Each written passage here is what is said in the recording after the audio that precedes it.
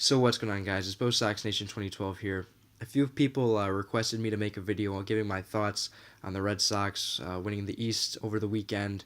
So I thought I'd share my thoughts about that and them heading into the postseason. Like, I know you guys don't. I know I don't make videos anymore on a consistent basis. I haven't come on. I can't remember the last time I talked about this team on YouTube. I've been watching them, given my problems with the sport of baseball and sports in general, but they're my lifelong team, so I've been watching a lot of them lately, and I'm very excited for the postseason. Even though I don't make videos anymore, I still have kept up with them quite a bit. Am I watching every pitch like I said I was in years past? No, I'm not, but you still love your teams. So anyways, the Red Sox clinched the East. You got to give them props, guys. I mean, this is a team that hasn't won the division in back-to-back years ever. This was the first time they've done it. And this isn't a team anymore that goes to the playoffs every year. Since they changed the wild card format in 2012, the Red Sox haven't even played in that game yet, and they've only won the East, I think, 3 times. So, I mean, this isn't a team that's in the postseason or is a lock for the postseason anymore. They're just not. And I think that's pretty much can be said for every team. I mean, even the Yankees, and you got to give them credit this year, but they've even gone through stretches now in the last few years where they've missed out in October baseball. So I think that's just the way the game's going. There's just more parity, and that's going to make star-studded franchises like the Red Sox, like the Yankees, to not being a lock for October, even though there are more playoff spots than there used to be when they used to always make the playoffs. But anyways, that took long enough. This is one of my gripes with the Red Sox. I mean, it took them 161 games to win the division. It just seemed like, given how they won the division last year in that weird fashion, losing on the walk-off grand slam against the Yankees, and then this year, I mean, geez, they could have clinched it. Seemed like they could have clinched last Tuesday, and it took them until Saturday to finally close the books. And again, you got to give them credit. They went out and won that game against a Houston team that was trying, in my estimation. I watched that game. But, it was frustrating. But that being said, they had a good September. I mean, this was a team that, the Yankees played well in September, and the Red Sox, given their short lead, their small lead over the Yankees, they were able to manage that, and then the Yankees never tied them. Not in the middle of the month. I mean, from the middle of the month and on, at least, the Red Sox have maintained first place, and they've been up by at least a game and a half or more. I don't think it ever got to a game, and the Yankees certainly never tied it in the middle of the month. So the Red Sox had a very good run there. They had that road trip in 3 cities where they went to like Tampa, Cincinnati, and I think Baltimore, and they pulled some games out late. I mean, very impressive wins. I know the competition isn't the best, but, those are still games that good teams can lose, and for them to pull those out, you got to give credit to the Red Sox for the month they've had overall. Now let's talk about their opponent this week. They're playing the Houston Astros. I am so excited for this series. It's going to be very entertaining. I mean, the Astros, if you asked me who I'd rather have the Red Sox play, I mean, we're talking about 2 teams that won over 100 games, or at least 100. I think the Astros were at 101 after today. And the Indians are at 102 or something. So, you got to give both of those teams credit. I don't really want to sign up to face either team. I think the Red Sox have a challenge set out for them. They're going to be on the road again like they were last year.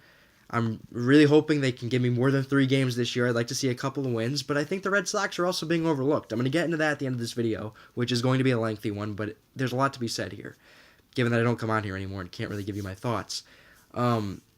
These are 2 tough teams. Houston, they're not going to be easy at all. So here's my concerns with the Red Sox. And I am confident, but here are my concerns. Chris Sale, some of you may say, is a concern right now, considering how he's pitched the last, 6 weeks. He's had some rough starts.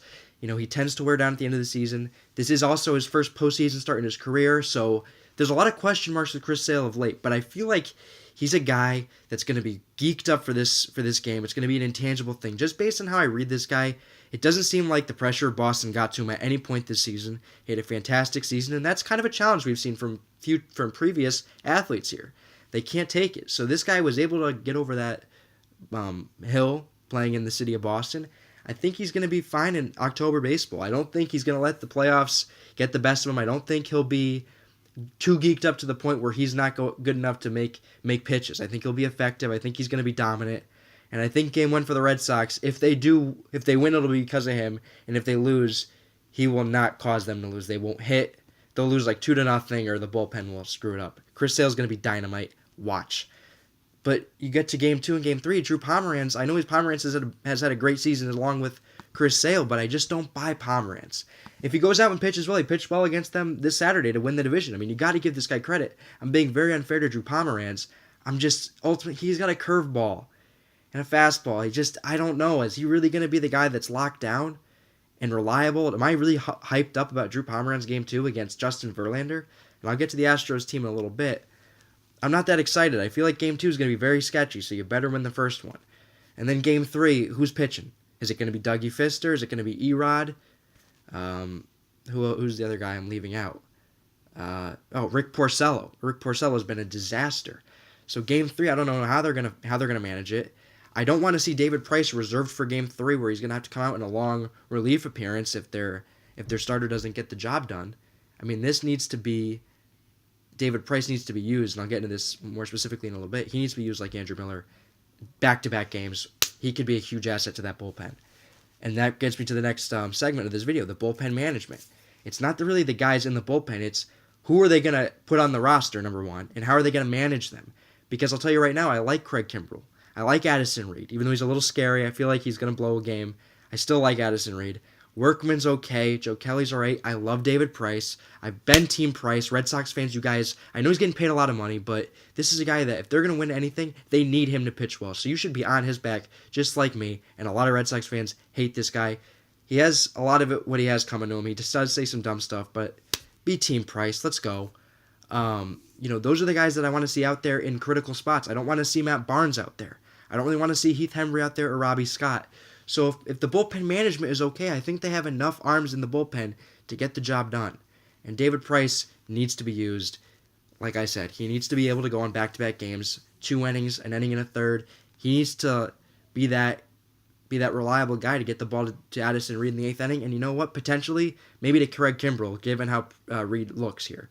And David Price might be a weapon that can go 3 innings, get the ball to Kimbrell for the 9th. Let's lock it up. I mean, I want to see David Price be a big factor. And people say the postseason, whatnot, he might not be starting games, but if he can be a big weapon down the stretch for the Sox, you got to give this dude props and maybe rid away of some of the cobwebs of his bad memories in the postseason.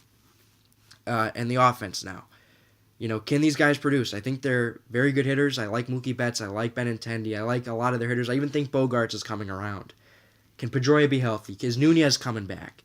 Vasquez has been hitting the shit out of the ball. So, I'm very confident with this group. They don't hit home runs. Maybe if Hanley can get hot, though. Hanley's typically a good player in these big games. Maybe he can hit a 3-run homer here and there. I feel like this offense, given its times of struggle where they really look, pathetic at the plate, I think they're gonna be a lot better than they were in the season. I think they're gonna score runs. I think they're good enough to get hits, and I think they'll be better than what they were last postseason. Last postseason they didn't hit. Hopefully they take a little bit from that experience. They're not gonna be so, scared or nervous. You know what I mean? I mean, last year they were predicted to kick the Indians' ass. Don't forget that. This was a Red Sox team that people were betting to go to the World Series.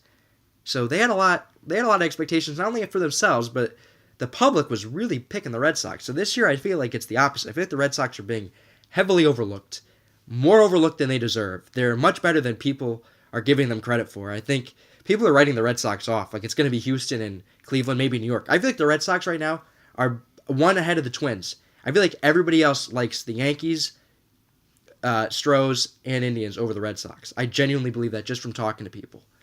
But let's get to the Astros real quick and we'll wrap this video up. And I'll be quick. You got to give the Astros credit for a wonderful season they've had. That rebuilding is really coming through. They made the playoffs 2 years ago as a wild card. They were decent last year, fell a little bit short. This year, over 100 wins. Great lineup. I mean, they hit home runs. They hit for contact. Jose Altuve is a tremendous second baseman, tremendous hitter, potential MVP candidate. I love George Springer. I love Correa. Gurriel, first base isn't bad. You got Josh Reddick in right field. They have so many good players. Like their lineup 1 through 9, and that's where my concerns with this pitching staff is coming in. Outside of Chris Sale, who is shutting this lineup down? They might be scarier than Cleveland because I don't think Cleveland has the weapon, the hitters like Houston does. Cleveland can hit, and I'm not minimizing Cleveland. They're both tremendous teams, but man, the Astros can hit the shit out of the ball. They're starting pitching. It looks good on paper. People like Dallas Keuchel. They love Justin Verlander. And listen, Verlander in the postseason, he's had a very good career in October. But is this the same Verlander? He's been very good with the Astros so far, but I'm not that scared of him. Even though he pitched really well against the Red Sox in the playoffs, 5 years ago, in 2013 against the Tigers, however long it was ago. I mean, this was a guy who was able to shut the Red Sox down. It's a different team now, but you got to respect Verlander. And Dallas Keuchel's looked good in the postseason. But at the same time, it's like I don't think he's ever pitched against the Red Sox, and I feel like the Red Sox could take Dallas Keuchel for some reason. Even though he gets a lot of guys out, I'm not overly impressed, and maybe I don't watch him enough. That's why. It's me being a lousy fan. I'm sure he's a very good pitcher, and if he outpitches Sale, then he does. Their bullpen is pretty good from what I see. I mean, I like Ken Giles as out of the closer. Will Harris is not bad. Chris Davinsky isn't bad either. But who are these guys? Let's see them in a big spot. Let's see them on the big stage. Because don't forget, their last playoff experience, and people probably won't bring this up because maybe they forgot, but it was with these core young players. They were here. They were there for this. They played the Royals in 2015 when the Royals won the World Series, and they had a chance to put Kansas City away. I think it was in Game 4. They had a big lead. I remember it was like the 7th inning. They were up like 4 runs. I think Rasmus hit a homer. I don't remember, but they ended up losing the game. Kansas City comes back. They ended up winning the game, then went to Game 5, and they ended up knocking the Astros out.